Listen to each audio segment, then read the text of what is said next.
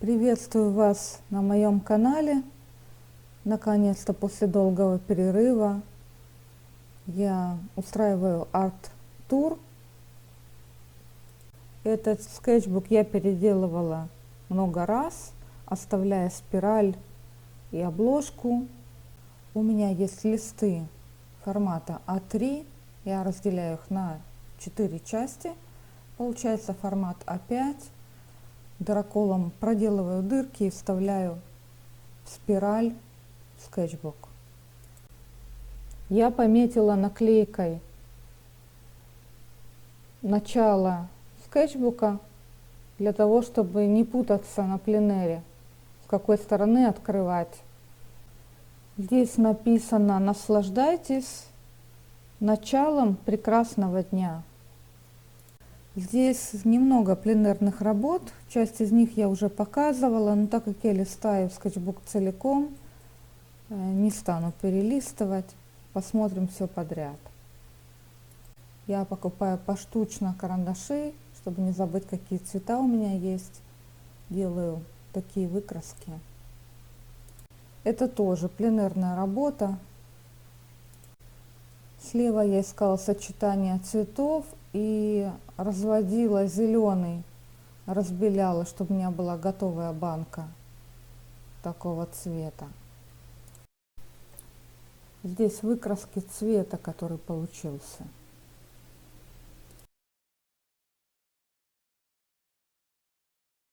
Закрою это слева. Это будет мешать восприятию пейзажей. Это я когда-то объясняла, как составить палитру для всего, когда есть 2 желтых, 2 синих и 2 красных. У меня было видео на тему, как смешивать цвета. Это, казалось бы, такая простая тема, но настолько сложная, если у человека нет достаточно практики в живописи. Справа вверху ссылка на эту тему. Этот пейзаж я писала, положив краски и скетчбук на какую-то тумбу. Я не знаю, это была телефонная тумба или для электричества. Мне это было не столь важно, но когда я уже была в середине процесса, я начала вся чесаться. И потом только в конце я так была сильно увлечена процессом, что только в конце я поняла, что я прикасаюсь к стекловате, и вся вот эта тумба, она такая шершавая и пушистая. Чего только на улице со мной не случалось. И муравьи кусали, и все, что не хочешь, случалось. Этот скетчбук я заполняла год. За этот год случились разные вещи в семье, в стране. Есть о чем вспомнить. Не все радужное и прекрасное, отнюдь. И этот и последующие 2 пейзажа связаны со смертью моего племянника. Был выходной день. Я взяла свой этюдник, этот скетчбук, краски и быстро пошла на улицу писать. То, что было через дорогу перед моими глазами, эти столбы. А потом пошел дождь. Я какое-то время под дождем продолжала писать.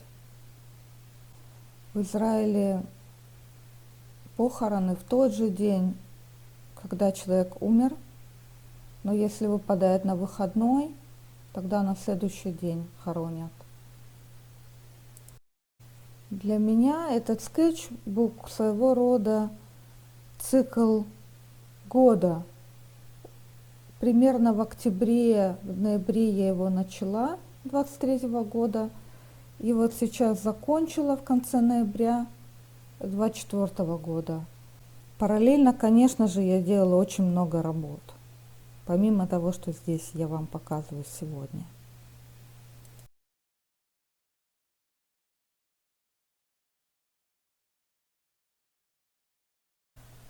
пленерной живописи часто нужны зеленые. Я хотела проверить, сколько светлых у меня есть. Здесь видно, что теплее, что холоднее, от чего отталкиваться, где добавлять больше желтого, где синего.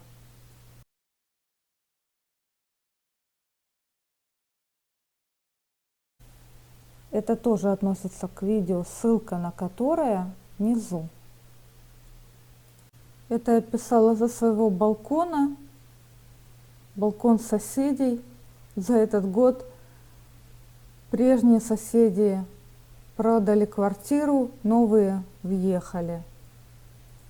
Я что-то проверяла карандашами. Что? Не могу сказать, просто не помню. Здесь не очень уверенные пару работ. Это были первые работы на пленэре рядом со мной. Позже я уже поняла, что нужно больше желтого, больше брать с собой желтых, каких-то зеленых, более теплую сторону. По-разному пробовала замешать шоколадный коричневый, это кармин с черным. У меня есть отдельное видео на эту тему. Пробовала горизонтальные линии в этом пейзаже, пешеходный переход и далее горизонтали до горизонта, разбить их вертикалью этого столба. Писала в своем телеграм-канале, что подруга мне неожиданно сделала подарок. Привезла из Москвы Невскую палитру акварель. У меня есть палитра Меджело, я ее пользовала для гуаши. Тут я ее освободила и заполнила ячейки акварелью. На этом листе акварельная выкраска по мокрому. У меня есть краски Ленинград, которые купили для меня родители, когда мы уезжали в Израиль из России. 30 лет этим краскам, и они вполне живы, ими можно писать. Это старый набор. А это белые ночи сейчас. Многие цвета поменялись. Процесс этого пейзажа я показывала на моем канале. Это был для меня эксперимент, начинать с акварели и заканчивать гуашью. Вообще к акварели я отношусь холодно. Я об этом не раз говорила. Считаю нормальным, что не каждая работа у меня получается. И не считаю, что эта работа получилась хорошей. Процесс я снимала, но в итоге не сделала видео с музыкой. Бывает и так.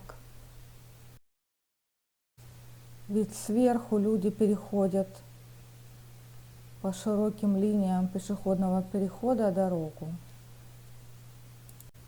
Охра очень быстро заканчивается. Взяла желтый, каплю черного, добавила красный, получилась охра. Этого воробья процесс я тоже показывала. Здесь задействовано много материалов.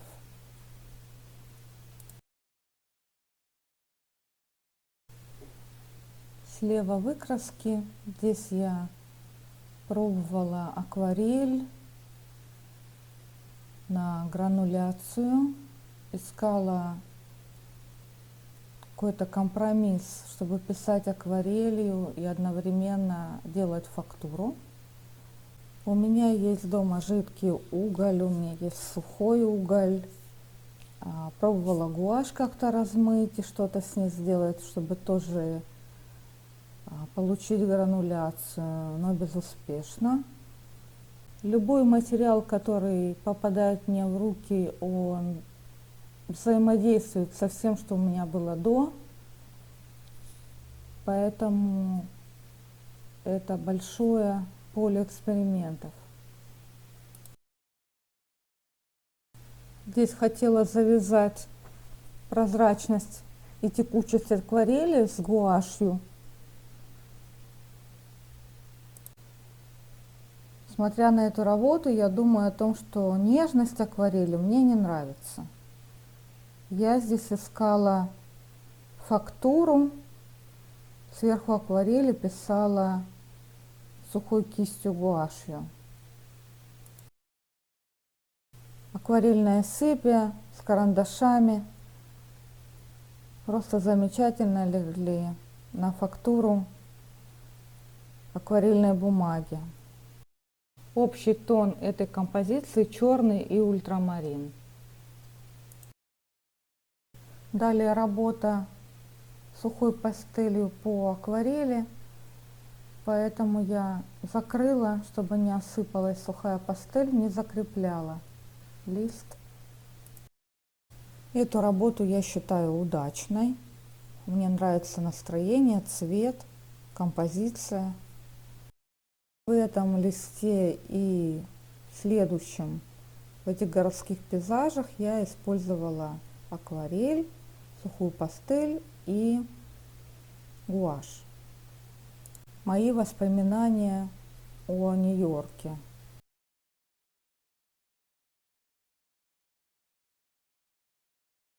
Заметила, что одна обертка мажется, краситель соприкоснулся с водой, я принесла лист и сделала себе такую красоту. Пару лет назад я делала для себя несколько цветов гуаши с помощью связующего для гуаши шминки и сухой пастели. Наконец использовала все эти банки, которые оставались, потому что это не годится в смеси, но прекрасно для первого слоя, по которому я сверху пишу. Акварельно-гуашевая утка.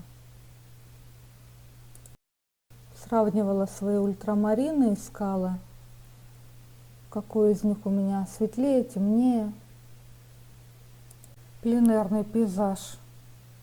Как я сидела в кустах, писала этот дом, и была сирена. Вот куда прятаться, когда ты в кустах. А это одна из моих последних работ. Сейчас у меня тема натюрморт в среде, в разное время суток.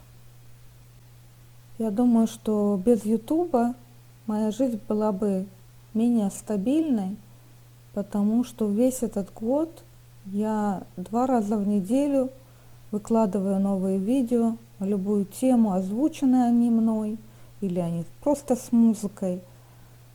Мне важна эта стабильность, и я рада тому, что есть эта возможность. Оставляйте лайки, непременно пишите комментарии. Мне важна обратная связь. До встречи на моем канале.